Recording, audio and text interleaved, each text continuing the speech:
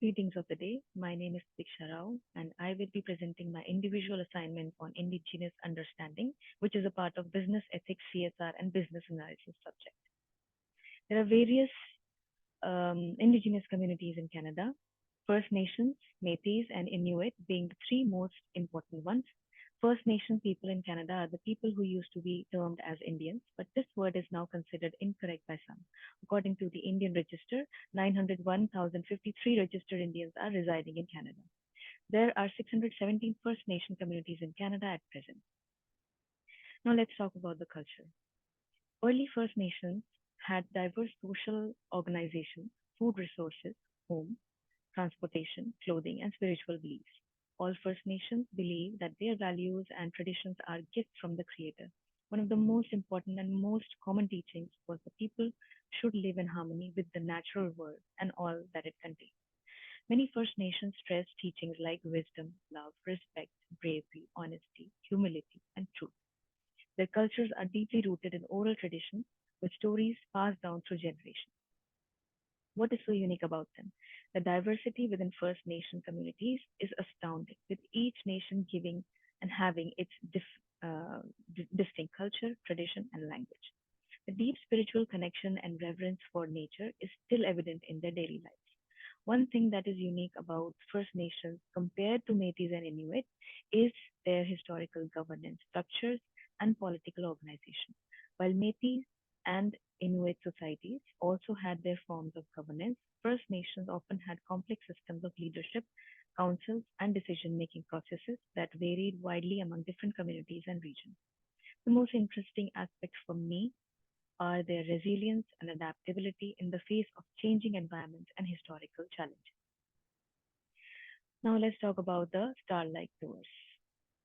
The Starlight Tours refers to a series of incidents in Saskatoon, Saskatchewan, Canada, where Indigenous people, predominantly from First Nations groups, were taken by police officers to the outskirts of the city during winter and left to walk back in freezing temperatures. This practice led to cases of hypothermia, frostbite, and even death among Indigenous persons. The term Starlight Tours itself is a euphemism that marks the inhumanity of the actions taken by some members of the police force against Indigenous persons. These events have received noteworthy attention as examples of systemic racism and police brutality among Indigenous communities in Canada. These cases surfaced in early 2000s, allegedly occurring since 1970s.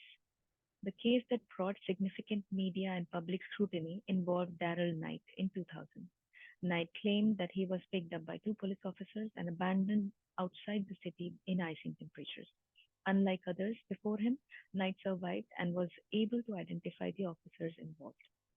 However, the most tragic cases were the deaths of Rodney Nastis, Lawrence Wagner, and Niels Stubenchild, particularly emblematic. What were the impacts of this case? The Starlight Tours had deep, devastating impacts on Indigenous communities in Saskatoon and beyond. The practice of abandoning individuals in sub zero environments and its results led to loss of life, trauma for families and communities. The revelation of these incidents exposed systemic racism and police brutality within the Saskatoon Police Service and Canadian law enforcement agencies, corroding trust between Indigenous communities and trustworthy law enforcement. The cases, particularly the death of Neen Stolchild, led to public outrage, demands for accountability, and calls for systemic reform within the police force and the broader justice system. The Starlight Tour symbolized a severe breach of human rights and a shocking manifestation of racism and apathy towards Indigenous lives. Discovering the adversities endured by Indigenous individuals due to those entrusted with community protection is profoundly distressing and angering. The absence of accountability and the justice system's inability to effectively tackle these wrongdoings only intensify the feelings of injustice and abandonment experienced by Indigenous communities and their supporters.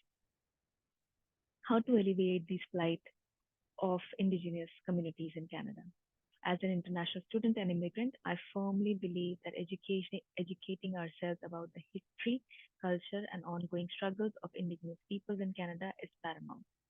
supporting Indigenous-led initiatives and organizations dedicated to reconciliation, healing, and empowerment within Indigenous communities is essential. Engaging in respectful dialogue and allyship within Indigenous peoples, prioritizing their experiences, needs in our pursuit of social justice and equity is imperative. Additionally, fostering intercultural understanding and promoting diversity and inclusion within academic and social settings is a vital contribution. Recognizing the significance of Indigenous rights and reconciliation in the Canadian context is key. Here are some of the references. Thank you for your time. Have a wonderful day.